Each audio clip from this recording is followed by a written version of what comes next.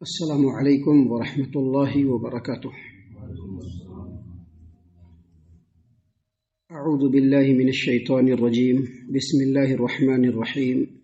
اللہ الذی رفع السماوات بغیر عمد ترونها ثم استوى على العرش وسخر الشمس والقمر كل يجري لأجل مسمى يدبر الامر يفصل الآیات لعلکم بلقاء ربکم توقنون۔ محترم سامعین کرام، سورۃ الرعد سورہ نمبر 13 اور اسی سورت سے بھی آپ کے سامنے آیت نمبر 2 تلاوت کی گئی۔ محترم سامعین کرام، اس آیت کریمہ میں اللہ تبارک و تعالی نے اپنی قدرت کاملہ، اپنے عظیم سلطنت کا اظہار فرمایا ہے۔ اللہ تبارک و تعالی نے یہاں پر بیان فرمایا اللہ الذی رفع السماوات، اللہ تبارک و تعالی نے آسمانوں کو بلند فرمایا۔ یہ اللہ تبارک و تعالیٰ نے یہ فرمایا کہ یہاں پر اللہ تبارک و تعالیٰ نے اپنے اذن سے اور اپنے امر سے زمین کے مقابلے میں آسمانوں کو بلند فرمایا۔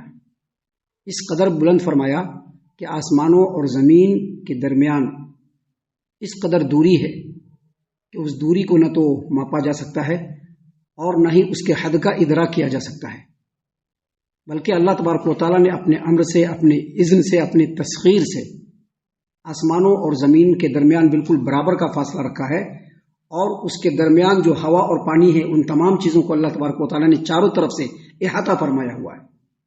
آسمانوں اور زمین کے درمیان جو حد ہے اس کے بارے میں مفسرین نے بیان کیا ہے کہ زمین سے لے کر کے آسمان تک کی جو دوری ہے وہ 500 سال کی مسافت کے برابر، 500 سال کی جو مسافت ہے اس کے برابر، اور پھر اس کی جو چوڑائی ہے ادھر سے لے کر کے ادھر تک، ادھر سے لے کر کے ادھر تک، وہ جو چوڑائی ہے یہ بھی 500 سال کی مسافت کے برابر ہے۔ یہ جو آسمان دنیا ہمارا دکھ رہا ہے ہمارے سامنے، اس کے بعد اللہ تبارک و تعالیٰ نے دوسرے جو آسمان کو بنایا وہ بھی اللہ تبارک و تعالیٰ نے بالکل جو دوسرا آسمان ہے وہ پہلے آسمان اور اس کی تمام چیزوں کو اپنے احاطے میں لیا ہوا ہے، اور اس کی بھی جو مسافت ہے وہ 500 سال کے برابر، اور اس کا جو قطر ہے، جو اس کی چوڑائی ہے وہ بھی 500 سال کی مسافت کے برابر، اور اسی طرح سے تیسرا آسمان، چوتھا آسمان، پانچواں آسمان، چھٹا آسمان، ساتواں آسمان۔ دیکھیے اللہ تبارک و تعالیٰ نے قرآن کریم سورۃ الطلاق آیت نمبر 12 میں فرمایا اللہ الذی خلق 7 سماوات ومن الارض مثلہن۔ اللہ تبارک و تعالیٰ نے 7 آسمانوں کو بنایا، 7 آسمانوں کو، اور زمین کو بھی بالکل اسی کے مثل بنایا۔ گویا آسمانوں کو اور زمینوں کو اللہ تبارک و تعالیٰ نے پھیلایا، اور آسمان کو اللہ تبارک و تعالیٰ نے بلند فرمایا۔ یہ اللہ تبارک و تعالیٰ کی قدرت کاملہ کی یہ پہلی دلیل ہے۔ اور دوسری دلیل اللہ تبارک و تعالیٰ نے آگے فرمایا بغیر عمد ترونہا، اللہ تبارک و تعالیٰ نے آسمان کو بلند کیا بغیر ستون، بغیر کھمبے کے۔ ابھی ہم لوگ چھوٹے موٹے چھت کو بناتے ہیں، وہ کھڑا رہے اس کے لیے پلر دیتے ہیں، کھمبے دیتے ہیں، بیم دیتے ہیں۔ کیوں دیتے ہیں؟ تاکہ وہ اس پر کھڑا رہے۔ لیکن اللہ تبارک و تعالیٰ نے یہاں پر بیان فرمایا کہ اللہ تبارک و تعالیٰ نے اتنے بڑے آسمان کو بغیر ستون کے کھڑا کیا، بغیر ستون کے کھڑا کیا۔ اس کے بارے میں 2 طرح کی تفسیریں ہیں۔ پہلی تفسیر جو ہم نے بتلا دی آپ کو، بہت سارے مفسرین نے کہا ہے کہ اللہ تبارک و تعالیٰ نے آسمان کو پھیلایا اور بغیر ستون کے آسمان کو اللہ تبارک و تعالیٰ نے بالکل قائم کر دیا، کھڑا کر دیا۔ جبکہ حافظ ابو جعفر ابن جریر طبری رحمہ اللہ نے تفسیر الطبری میں دونوں قول کو نقل کرتے ہوئے پہلے لکھا ہے کہ عبداللہ ابن عباس رضی اللہ عنہما، حسن، قتادہ اور دیگر مفسرین کا کہنا ہے کہ آسمان تو ستونوں پہ کھڑا ہوا ہے، آسمان جو ہے وہ ستونوں پہ تو کھڑا ہوا ہے، لیکن وہ ستون ہم کو نظر نہیں آتا ہے۔ ستونوں پر کھڑا ہوا ہے لیکن ستون ہم کو نظر نہیں آتا ہے، یہ کچھ مفسرین کا کہنا ہے۔ جبکہ اس کے مقابلے میں کچھ مفسرین کا کہنا ہے کہ اللہ تبارک و تعالیٰ نے یہاں پر بیان فرمایا ہے کہ اللہ الذی رفع السماوات بغیر عمد ترونہا، اللہ تبارک و تعالیٰ نے آسمانوں کو بغیر ستون کے، یعنی کوئی ستون نہیں ہے، بغیر ستون کے کھڑا کیا، جس کو تم دیکھتے ہو، یعنی دیکھ رہے ہو کہ بغیر ستون کے کھڑا ہوا ہے۔ اس قول کو حافظ ابن کثیر رحمہ اللہ نے بھی پسند فرمایا کہ اللہ تبارک و تعالیٰ کی قدرت کاملہ کی یہ دلیل ہے، اور قرآن کریم کی جو آیات ہیں اس کے جو سیاق ہے اس سے پتہ چلتا ہے کہ اللہ تبارک و تعالیٰ نے آسمان کو بغیر ستون کے کھڑا کیا ہوا ہے، کوئی ستون نہیں ہے۔ اور اس کی دلیل میں انہوں نے سورۃ الحج کی آیت نمبر 65 بیان فرمائی۔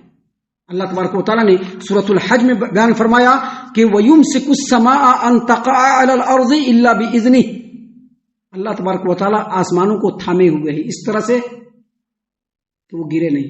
کون تھامے ہوا ہے؟ اللہ تھامے ہوا ہے. ابھی ایک پرندہ جب آسمان میں اڑتا ہے کوئی چیز اس کو پکڑنے والا نہیں ہوتا ہے، لیکن پکڑنے والا کون ہے اس کو؟ اللہ تبارک و تعالیٰ. اسی لیے حافظ ابن کثیر نے کہا کہ اللہ نے آگے جو فرمایا کہ بغیر عمد ترونہا، اللہ تبارک و تعالیٰ نے آسمانوں کو بغیر ستون کے پیدا فرمایا، بغیر ستون کے کھڑا کیا ہوا ہے. تم دیکھ رہے ہو اللہ تبارک و تعالیٰ نے آسمان کو بغیر ستون کے بلند فرمایا، وہ تم دیکھ رہے ہو. تم دیکھ رہے ہو، یہ اس بات کی دلیل ہے کہ کوئی ستون نہیں ہے. محترم سامعین کرام، آگے اللہ تبارک و تعالیٰ نے فرمایا کہ اللہ تبارک و تعالیٰ نے آسمانوں کو بلند فرمایا بغیر ستون کے، جس کو تم دیکھ رہے ہو. اور زمینوں اور آسمانوں کو پیدا فرمانے کے بعد اللہ تبارک و تعالیٰ عرش پہ مستوی ہو گیا. کہاں مستوی ہو گیا اللہ تبارک و تعالیٰ؟ عرش پہ مستوی ہو گیا. یاد رکھیے، اللہ تبارک و تعالیٰ عرش پہ مستوی ہوا، یہ ایک مسلمان کا عقیدہ ہونا چاہیے. لیکن افسوس کی بات ہے آج مسلمان دنیا پرستی میں اس قدر لپت ہے کہ دینی تعلیمات کے تعلق سے تو کوئی مطلب ہی نہیں ہے. بڑا ہو چھوٹا ہو، ہر کوئی مفاد پرستی، مطلب پرستی میں لگا ہوا ہے، دنیا پرستی میں لگا ہوا ہے. اس کو صرف دنیا چاہیے.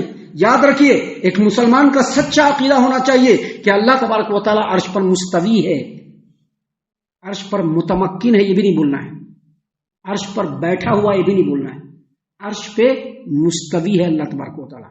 اللہ تبارک و تعالیٰ عرش پہ مستوی ہے، قرار پا چکا ہے. اللہ تبارک و تعالیٰ عرش پہ مستوی ہے. اللہ تبارک و تعالیٰ پہلے آسمانوں کو پیدا کیا، زمینوں کو پیدا کیا، اور پھر عرش پر مستوی ہو گیا. اگر کوئی یہ کہتا ہے کہ اللہ تبارک و تعالیٰ ہر جگہ حاضر و ناظر ہے، اگر اس طرح کی بات بولتا ہے تو اس کو اس چیز سے پرہیز کرنا چاہیے، کیونکہ اللہ تبارک و تعالیٰ ہر جگہ پہ نہیں ہے. ابھی کچھ لوگ کہتے ہیں کہ اللہ یہاں پر بھی ہے، اللہ وہاں پر بھی ہے، اللہ ادھر بھی ہے. اللہ تو لوگوں کے اندر ہے، اللہ تو اس چیز کے اندر ہے، اللہ تو کن کن میں سمایا ہوا ہے. جو لوگ بولتے ہیں شرعی اعتبار سے ان کا یہ جو عقیدہ ہے وہ بالکل کفریہ عقیدہ ہے.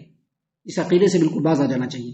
اللہ تبارک و تعالیٰ عرش پر مستوی ہے، لیکن اللہ تبارک و تعالیٰ کا علم ہر جگہ پہ محیط ہے. ہر ذرے ذرے کو اللہ تبارک و تعالیٰ جان رہا ہے.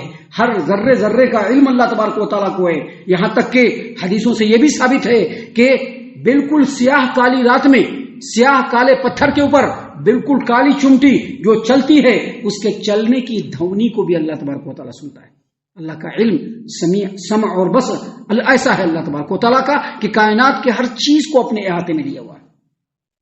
محترم سامعین کرام، آپ کو یہ کہتا ہے کہ اللہ تبارک و تعالیٰ عرش پر مستوی، تو کیسے ہے یہ بھی نہیں سوچنا ہے. جیسا قرآن میں لکھا ہے ویسے، جیسا حدیثوں سے ثابت ہے ویسے اللہ عرش پر مستوی. بس ہم اس کی کیفیت کو نہیں جان سکتے اور بیان بھی نہیں کر سکتے. ہم اس کی مثال نہیں دے سکتے اور ہم اس کو چھوڑ بھی نہیں سکتے ہیں. اللہ تبارک و تعالیٰ عرش پہ مستوی ہے یہ معلوم ہے، لیکن اس کی کیفیت مجہول ہے. یہ سلف صالحین کا عقیدہ ہے جس کو ہمیشہ یاد رکھنا چاہیے. اس درس کے تھرو ہم نے آج پھر سے آپ کے سامنے اس چیز کو واضح کر دیا. محترم سامعین کرام، اللہ نے فرمایا ثم استوى على العرش، اللہ تبارک و تعالیٰ پھر عرش پر مستوی ہوا. وسخر الشمس والقمر، اور اللہ تبارک و تعالیٰ نے سورج اور چاند کو اپنے حکم کا پابند بنایا. حکم کا پابند بنایا کیا مطلب؟ کل یجری لاجل مسمى، سب کے سب پھر رہے ہیں ایک وقت مقرر کے لیے، پھر رہے ہیں، چل رہے ہیں. یہاں پر صرف سورج اور چاند کا نام لیا، لیکن آگے کیا کہا؟ کل، ہر ایک.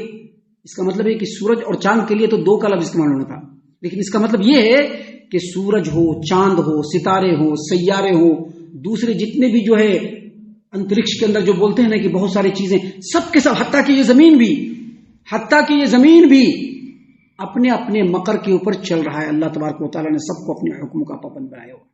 کوئی اللہ تبارک و تعالیٰ کے حکم سے ایک لمحے کے لیے بھی ادھر ادھر نہیں ہو سکتا، ایک سوت کے برابر بھی نہیں کر سکتا. ایک انچ چھوڑ دیجئے، ایک سوت کے برابر بھی نہیں کر سکتا. سب کو اللہ تبارک و تعالیٰ نے اپنے حکم کا پابند بنایا ہوا ہے. کل یجری لاجل مسمى، ہر ایک چلتا رہے گا کب تک؟ ایک مقرر مدت کے لیے. اس کا مطلب کیا ہے کہ ایک وقت ایسا بھی آئے گا جب اللہ تبارک و تعالیٰ قیامت کو قائم کرے گا تو یہ سب کے سب ختم ہو جائیں گے، سب کے سب ختم ہو جائیں گے. ہر چیز کو اللہ تبارک و تعالیٰ ختم فرما دے گا. کل یجری لاجل مسمى کا مطلب یہی ہے کہ ہر ایک چل رہے ہیں ایک مقرر مدت کے لیے. محترم سامعین کرام، یہاں پر ایک اور بات سمجھ لینا چاہیے کہ بعض لوگ یہ کہتے ہیں کہ سورج اور چاند چلتے نہیں ہیں. ایسی بات نہیں. اللہ تبارک و تعالیٰ چلا رہا ہے اس کو. یہاں پر قرآن کریم سے یہ بات ثابت ہے. سورج بھی چل رہا ہے, چاند بھی چل رہے ہیں, زمین بھی چل رہی ہے. ہر کوئی اللہ تبارک و تعالیٰ کے حکم کے مطابق اس کے حکم کی فرما برداری میں مکمل اپنے حساب سے چل رہا ہے. محترم سامعین کرام, آگے اللہ تبارک و تعالیٰ نے فرمایا یدبر الامر, اللہ تبارک و تعالیٰ پورے کائنات کے نظام کو سنبھالے ہوا ہے. یعنی جتنے مخلوقات ہیں اس کو تو روزی دے رہا ہے, کب کس کی کیا ضرورت ہے اس کو پورا کر رہا ہے, کب کہاں پر کیا ہونا ہے اس کو پورا اللہ تبارک و تعالیٰ کر رہا ہے. یہاں تک کہ جو ستارے, سیارے, سورج, چاند, کواکب یہ سب جو چل رہے ہیں ان چیزوں کو بھی اللہ تبارک و تعالیٰ نگرانی فرما رہا ہے.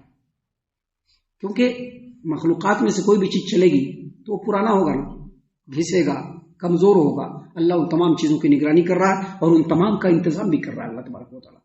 آگے اللہ تبارک و تعالیٰ نے فرمایا یفصل الآیات لعلکم بلقاء ربکم توقنون, اللہ تبارک و تعالیٰ اپنی نشانیوں کو تفصیل سے بیان کرتا ہے. یہ تمام جو نشانیاں اللہ نے بیان فرمایا ہے تفصیل سے بیان کرتا ہے. کیوں تفصیل سے بیان کرتا ہے؟ تاکہ تم اپنے رب سے ملاقات کے تعلق سے یقین کر لو کہ اللہ تبارک و تعالیٰ سے ملاقات کرنا ہے. کیا مطلب یہ ہے کہ ان تمام چیزوں کو بیان کرنے کا مقصد یہ ہے کہ انسان کا عقیدہ کہاں جائے؟ آخرت کے اوپر. ابھی ہمارا عقیدہ کہاں ہے؟ دنیا کے اوپر. دنیا میں ہر چیز کر لینا ہے, سیاہ بھی کر لینا ہے, سفید بھی کر لینا ہے, عیش بھی کر لینا ہے, موج بھی کر لینا ہے, چھل بھی کر لینا ہے, کپٹ بھی کر لینا ہے, ہر طرح کی حساب کتاب کو بنا لینا ہے. لیکن مومن جو ہوگا وہ آخرت پر یقین رکھنے والا ہوگا, کیونکہ اللہ تبارک و تعالیٰ نے ان آیتوں کے ذریعے سے اپنے مومن بندوں کو بتلا دیا ہے کہ یہ نشانیاں ہم اس لیے بیان کر رہے ہیں تاکہ تم آخرت پر یقین کرنے والے بن جاؤ. کیونکہ آخرت میں اللہ تبارک و تعالیٰ کی بارگاہ میں جانا ہے. گویا یہ تمام کی تمام نشانیاں جو اللہ تبارک و تعالیٰ نے یہاں پر بیان فرمائی ہے, جو کائنات کے ہر سو پھیلے ہوئے ہیں, یہ اللہ تبارک و تعالیٰ کے آخرت کے قائم کرنے پر دلیل ہے کہ جو اللہ تبارک و تعالیٰ اتنی بڑی بڑی چیزوں کو پیدا فرما سکتا ہے وہ پھر دوبارہ مار کے پھر سے پیدا کرنے کا پورا اختیار رکھتا ہے اللہ تبارک و تعالیٰ.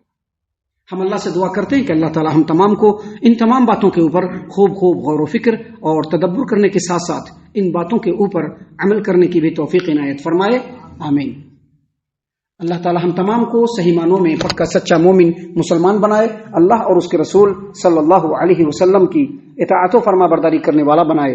صحابہ کرام رضی اللہ عنہم کے طریقے پر چلنے والا بنائے. جنت الفردوس میں جگہ عطا فرمائے. اے اللہ ہم تمام کو جہنم سے پناہ دے.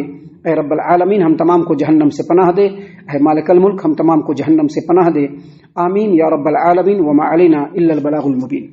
تبارك الذي نزل الفرقان على عبده ليكون للعالمين نذيرا.